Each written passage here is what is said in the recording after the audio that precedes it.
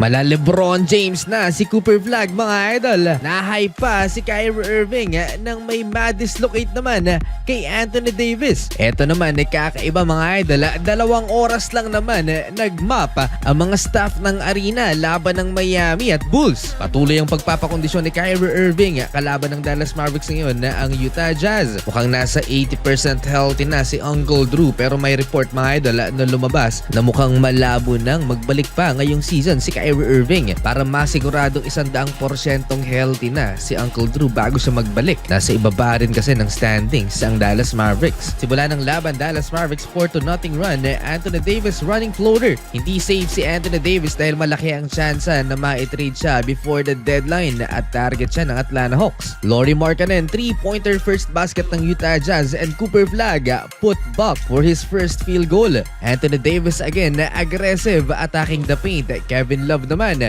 running hook against the 2 defenders. Buhat kagad ni Cooper Flag at Anthony Davis ang Dallas Mavericks. Cooper Flag corner triple at mid-range jumper. Nakahabol ng Utah Jazz at nakalamang pa sa visiting team. Cody Williams ang nakababatang kapatid ni J-Dub, binigyan ng back-to-back dunk ang Utah Jazz. Mabilis ang pace ng Utah Jazz mga idol kaya natambakan nila ng as much as 10 points ang Dallas Mavericks. Lauri Markkanen laban kay Anthony Davis turnaround fadeaway shot. Natigil ang run ng Utah Jazz nang kumana naman back-to-back si Klay Thompson mid-range and 3-point basket for Klay contested. Mainit ng simula sa first quarter ni Cooper Flag, 10 points, 34-29, lamang ng 5 ang home team. Sa mga nakaraang laban ng Dallas Mavericks, binawasan exposure nitong si Ryan Nembhard. Ginawa na lang din siyang backup point guard, assist kaagad kay Klay Thompson sa pagsisimula ng second frame. Kevin Love, transition 3-pointer mga idol, hindi na-contest pero nag-airball.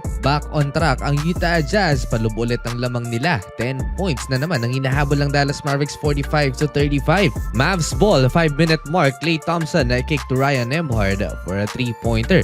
Eto na nga pala mga idol ang pang 900 game ni Klay Thompson sa NBA. Wala gaanong maisagot ang Dallas Mavericks sa Utah Jazz. Last 3 minutes na bigyan na naman ni Anthony Davis ng spark ang opensa ng Dallas Mavericks. Nagsimula sa alley-oop slam dunk na to, followed by Klay Thompson na catch and shoot 3-pointer. Sunod-sunod na field goal ng Dallas Mavericks, 1 and done ang Utah Jazz. Anthony Davis again running downhill, poster dunk against Cody Williams. From 14 points, Utah Jazz lead down to single-digit lead. Deficit is 8 for Dallas, and could be 6, and it is because Cooper. Biglang na beast mode si AD sa last 2 minutes. They play up and 1 kontra kay Lauri Markkanen. Ang 14 points na lamang ng Utah Jazz, 3 na lang mga idol, 58-55. Halftime. Third quarter mga idol, Cooper Flag drive and kick to Max Christie for the lead, 61-60. May counter pa si Kevin Love, 3 din mga idol para sa big man ng Utah Jazz and Anthony Davis. Nice fake kontra kay Lauri Markkanen, driving baseline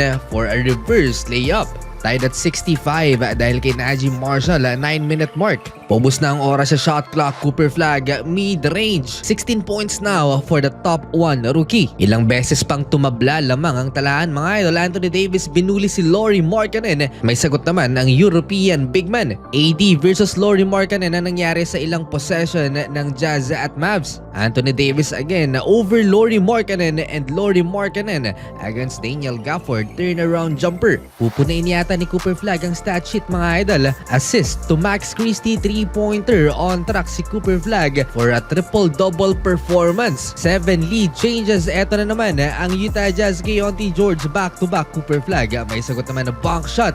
Nawalan nga pala ng isang guard ang Dallas Mavericks, hindi na nakabalik si Brandon Williams due to illness. Lead is back to Utah Jazz, 80-76 with 4 minutes left sa third quarter. Mas naging interesting pa ang nangyari mga idol sa final 3 minutes ng third quarter. Anthony Davis rebound and touchdown pass to Naji Marshall to tie the game again at 80. Sa energy na ipinapakita ni Anthony Davis, mukhang ayaw talagang umalis ng Mavericks itong player na to. Sometimes you get an offensive rebound, you gotta put it up quick. Oh, and here's good ball. Tapos ang dunk na yan ni Anthony Davis, slow-mo Kyle Anderson layup. Cooper Flag, 7th assist to Klay Thompson, 3-pointer. 17 points naman si Klay with 4 3-pointers in 3 quarters. Tumatakbo ulit ang Dallas Mavericks. Cooper Flag to Ryan Nembhard and Ryan Nembhard to Coop alley-oop. Sa kabila ng maaksyon na performance ng Dallas Mavericks sa third quarter, lamang lang sila ng isa mga idol sa pagtatapos ng third frame, 89-88. Klay Thompson na mainit pa rin outside the arc, top of the key 3-pointer for Klay. Bryson Sebois counter 3-pointer wide open. Heavy minutes for Cooper Flag mga idol, 3-point basket para sa rookie, 95-91.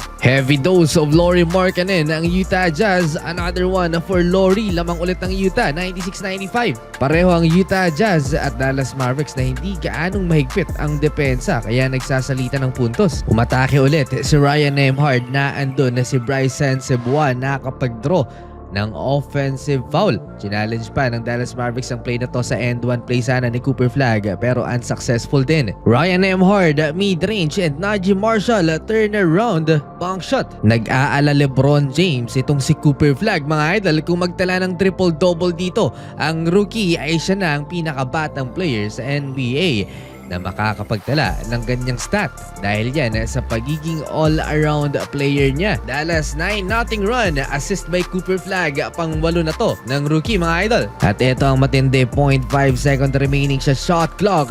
Ito ang ginawa ni Cooper Flag. Shoot here. Cooper got it away. Oh my goodness.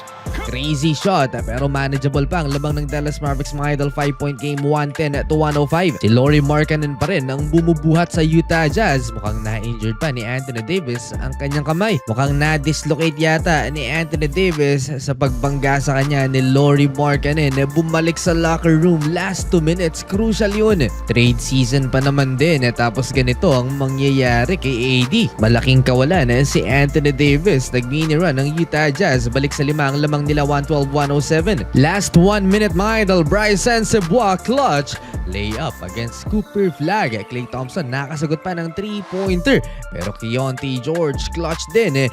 Dagger shot over Cooper Flag. Muntik na sa record sana si Cooper Flag at 26 points, 9 rebounds, 8 assists. Panalo ang Utah Jazz sa isang pambihirang pagkakataon mga idol sa laban ng Chicago Bulls at Miami Heat. 2 oras nag-mop ang mga staffs ng United Center sa hardcourt dahil sa moisture na hindi matuyo-tuyo. Pagkatapos i-mop bumabalik mga idol ang basa sa court dahil to sa condensation dala ng kakaibang weather sa Chicago. 2 oras na delay, marami ang nangyari. Itong si Bam Adebayo nakipagkwentuhan sa kanyang jowa na si A'ja Wilson, WNBA player.